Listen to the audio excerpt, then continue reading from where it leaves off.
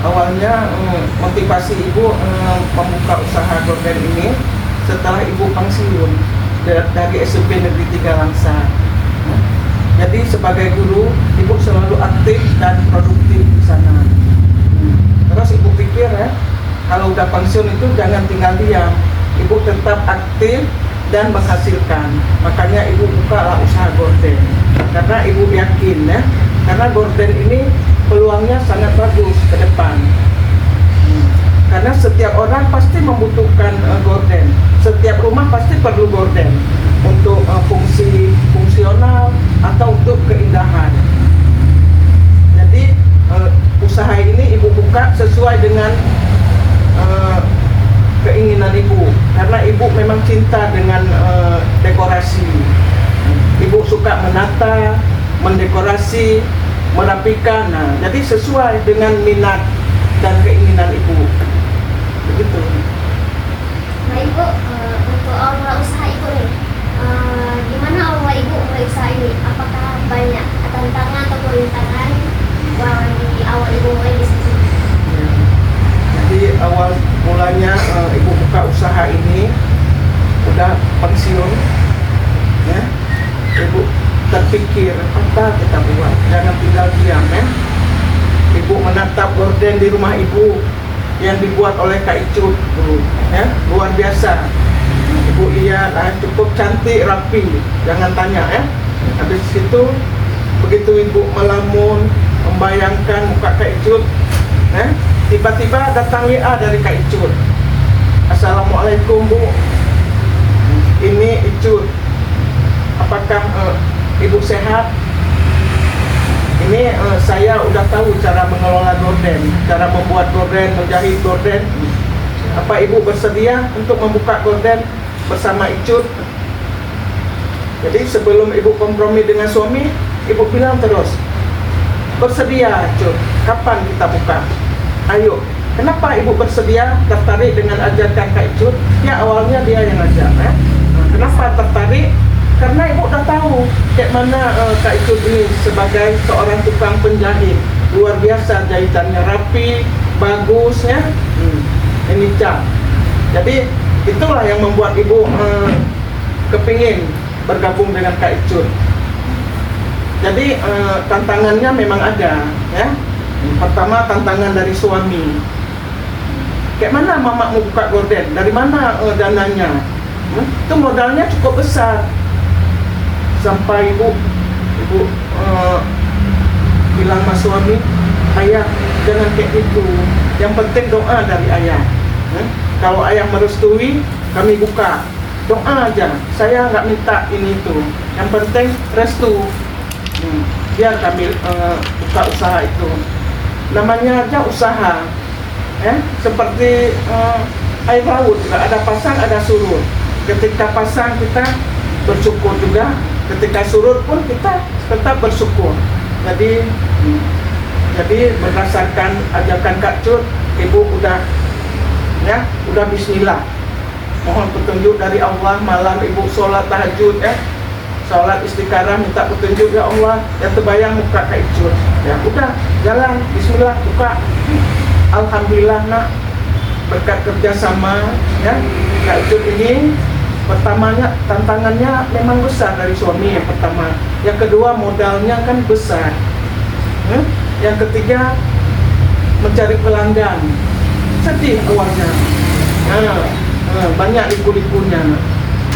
Jadi cari pelanggan, Kak Icut sebagai penjahit, ibu sebagai pemasar, ya. Memberitahukan kepada tetangga ibu, teman ibu, promosi supaya laku gorden kami sampai segitunya. Jadi alhamdulillah berkat kerjasama yang baik dengan Kak Icut, mana Kak Icut ya luar biasa. Alhamdulillah tetangga udah membeli gorden kami, sudah menempa, sudah menjahit, kan? Kemudian sampai sekarang Kak Icut ini alhamdulillah sudah terkenal di Kota Langsa. Seperti itu. Terus Bu, ini kan ada juga pertanyaannya, Pak boleh tahu gimana nih menurut Ibu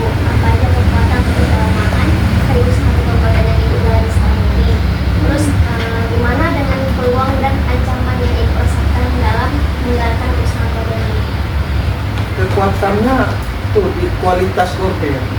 Kualitas gorden itu kan harus bagus. Kenapa harus bagus? Karena kan pelanggan ini maunya yang bagus. Yang bagus. Ini semua kain-kainnya ini nak berkelas kami beli. Ya, ada tingkat tinggi harganya, sedang, menengah, ya, atau sedang. Kemudian ada yang kelas bawah. Menurut tingkat pelanggan. Ya, sesuai dengan kebutuhan. Kemudian kekuatannya, ya, kita harus ramah melayani pelanggan. Kalau kita nggak ramah, orang nggak masuk ke toko gorden kita. Kemudian harus jujur. Kenapa harus jujur? Kadang-kadang orang udah bayar, kita bilang, oh belum bu. Itu satu, orang nggak mau tempah lagi. Dan yang terakhir harus amanah. Kalau disuruh ukur tanggal 2 November, tetap tanggal 2 kami lakukan. Tepat waktu. Karena ibu suka orang yang tepat waktu dan disiplin. Dari dulu. Baik Bu, selanjutnya gimana nih Ibu dalam konsisten usaha Ibu? Gimana caranya Ibu tetap konsisten dan semangat agar usaha Ibu tetap berjalan dengan lancar? Tetap konsisten dan semangat ya. Ibu harus sabar. Harus sabar. Bertawakal kepada Allah. Mudah-mudahan ya.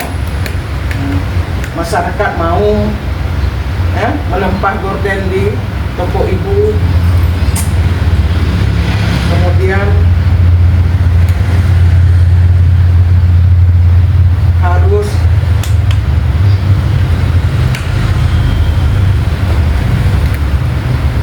sabar, harus melihat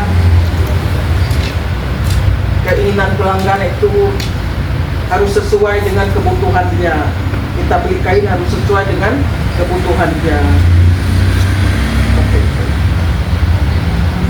Baik, yang terakhir nih Bu, apa pesan Ibu untuk mahasiswa dan masyarakat sekitar untuk memulai usaha seperti ini? Apa itu? Jadi pesan untuk adik-adik semua, jangan takut ya. Jangan takut berwirausaha ya. Walaupun modal kecil, lanjut lakukan. Yang penting sabar, ada minat, ya, tekad yang bulat. Nggak harus modal yang besar. Kami pun nggak modal besar pertama. Iya, pelan-pelan, ya. Pelan-pelan, dikit-dikit, lama-lama pasti jadi bukit. Ya, manjada wajada. Barang siapa mau bersungguh-sungguh, pasti ia berhasil. Jangan takut, insya Allah pasti tercapai. Bu, itu aja yang saya mau cari sama Ibu. Makasih Bu Siti Aminah sudah Sama-sama. bersedia untuk meluangkan waktunya untuk saya wawancarai.